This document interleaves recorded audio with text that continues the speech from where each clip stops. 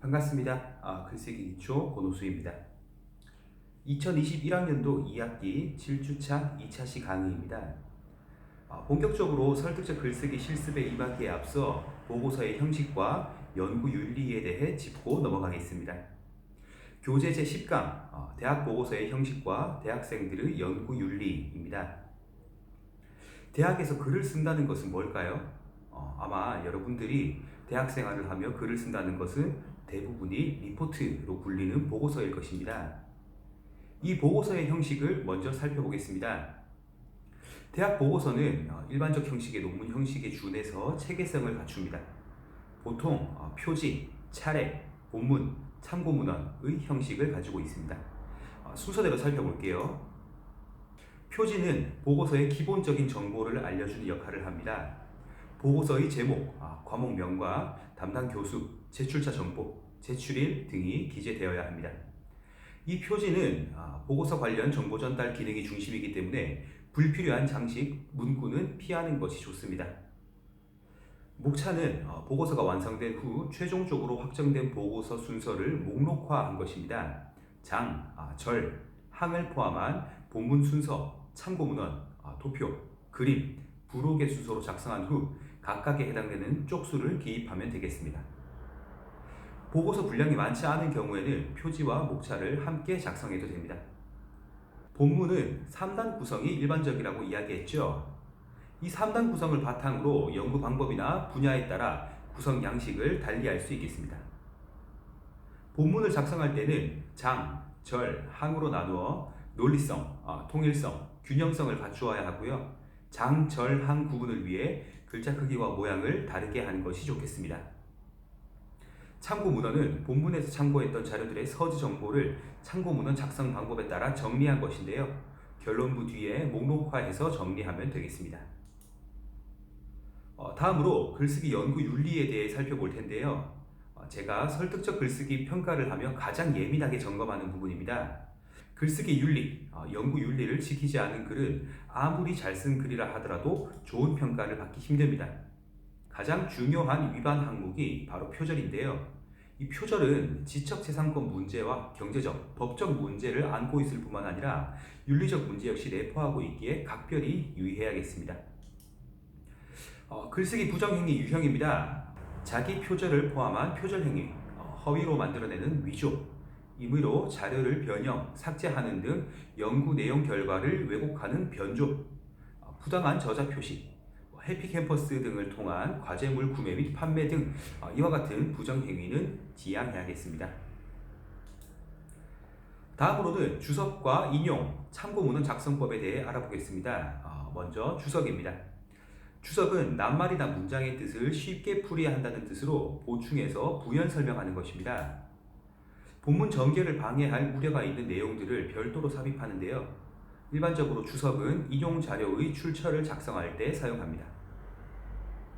각 쪽마다 아랫부분에 줄을 짧게 긋고 본문보다 원포인트 작은 글씨로 작성하는 각주와 본문 내용 바로 뒤에 괄호 속에 작성하는 내주, 각 장 또는 절의 말미, 글 전체 끝부분에 주석 전체를 모아 작성하는 미주 등이 있습니다. 우리 글쓰기에서는 내주, 미주보다는 각주의 방법을 활용하겠습니다. 한글 화면에서 상단의 입력, 각주를 눌러서 각주를 입력할 수 있고요. 컨트롤 키를 누른 채로 N을 누르면 각주를 입력할 수 있습니다. 각주의 교재 예시 보겠습니다.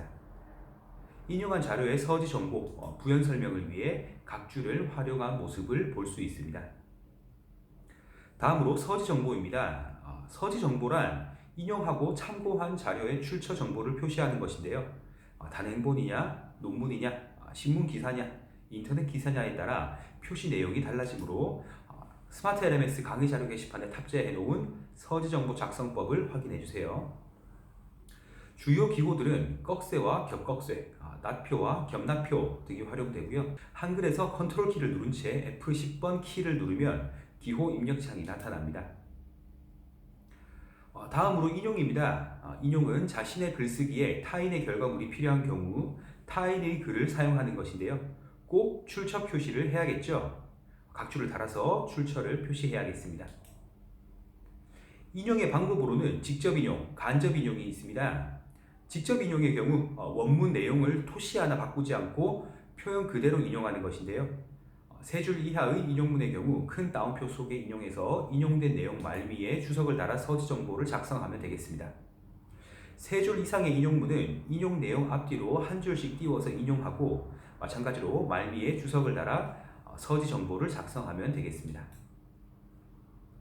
간접 인용은 원문의 표현을 그대로 옮기는 것이 아니라 원문을 자신의 표현으로 일부 수정하여 인용하면 되겠습니다. 직접 인용과는 다르게 작은 따옴표 속에 인용을 하고요. 말미에 주석 입력 후 서지 정보를 작성하면 되겠습니다. 다음으로 참고 문헌입니다. 참고 문헌은 연구를 진행하면서 자신의 글과 관련된 자료를 목록화하는 것인데요. 여러분들이 각주로 밝혔던 참고한 문헌들을 목록화하여 제시한다고 생각하면 되겠습니다. 여러분들이 글을 쓰며 직간접적으로 참고한 모든 문헌을 기재해야겠죠. 여러분들이 본문에서 각주로 밝혔던 서지 정보와 목록화한 참고 문헌은 일치해야 합니다. 참고 문헌은 저자를 기준으로 가나다 순으로 정리하면 되겠습니다. 그 후 동양 출판물, 서양 출판물 순으로 정리하면 되겠습니다. 이렇게 참고 문헌을 정리하면 지금 보고 있는 예시의 형태가 됩니다. 10강 실습은 표지 만들기입니다. 한편에 글을 쓰라는 것이 아니라 한편에 보고서를 썼다고 가정하고 그 보고서에 대한 표지를 작성해 보겠습니다. 보고서의 제목과 함께 차례를 써보고요. 제출처, 즉 강의 시간과 담당 교수, 아마 저겠죠. 제출자 정보, 소속, 학년, 학번, 제출일까지 정리하면 되겠습니다. 다시 한번 이야기하지만 글을 쓰라는 것이 아닙니다. 표지를 만들어 보는 실습입니다. 또 본격적으로 진행될 설득적 글쓰기 실습과는 별도로 진행하는 실습이니까 연습한다는 차원에서 표지를 작성해 보면 되겠습니다. 2021학년도 2학기 7주차 2차시 강의 여기서 마치겠습니다.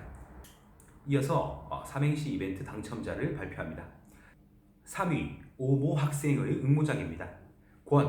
권능하신 주 예수 그리스도 오수 교수님. 수제로 만들었는데 제 라임 어때요? 사실대로 말하면 굴입니다. 다음 임모 학생 권호수 교수님은 오슬로길을 건너 수제버거를 먹으러 가시네. 왜 3위냐면요. 강의를 촬영하는 오늘 제가 점심으로 햄버거를 먹어서입니다. 공동 3위 드립니다. 다음 2위 권장하고 싶은 오지게 재밌는 수업. 제 수업 이야기 하는 거 맞죠? 양모 학생이었습니다. 축하합니다. 공동 2위작입니다. 또 제 얘기인데요. 권호수 교수님은 오색빛깔 찬란한 후광이 있으시다. 수업을 이렇게 잘하는 교수님은 본 적이 없다. 감사합니다. 공동 2위작 마지막 장모 학생의 작품이래요. 권호수 교수님 오늘도 내일도 교수님 수업은 항상 재밌어요 라고 해줬는데 또 어찌 보면 식상할 수 있는 삼행시였지만 행간걸침이라는 문학적 기법을 활용한 삼행시라 2위에 선정되었습니다. 저를 지켜 세워주는 삼행시 세 작품이 2위로 꼽혔습니다. 평가는 제 마음입니다. 자, 다음 장원입니다. 이 작품을 본 순간 뒤통수가 얼얼해지는 느낌이었는데요. 보시겠습니다. 권위적인 외모를 가지고 오렌지 같은 상큼함을 가진 사람. 수지. 난 당연히 내 이야기인 줄 알았더니 수지였습니다. 수지는 인정입니다. 장원, 임모 학생 축하합니다. 중간고사 전 마지막 수업이었는데요. 다들 힘내라고 이벤트 한번 해봤습니다. 주말 전 기프티콘 날아갑니다. 다들 시험 잘 치고 9주차 강의실에서 만나겠습니다. 감사합니다.